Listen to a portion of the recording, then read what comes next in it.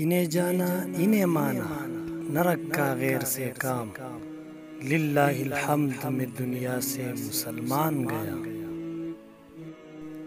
کسی نے پوچھا ہے کہ اس شعر میں لفظ انہیں پڑھنا چاہیے یا انہیں؟ میں نے عرض کی دونوں طرح ٹھیک ہیں۔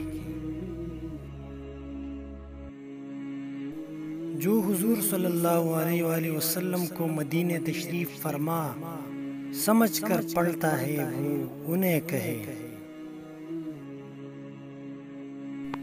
اور جو حضور صلی اللہ علیہ وسلم کو اپنے دل میں جلوہ فرما سمجھ کر پڑھے وہ دل کی طرف اشارہ کر کے انہیں کہے، اور یہ درجہ کمال ہے۔ انہیں جانا انہیں مانا نہ رکھا غیر سے کام، للہ الحمد میں دنیا سے مسلمان گیا۔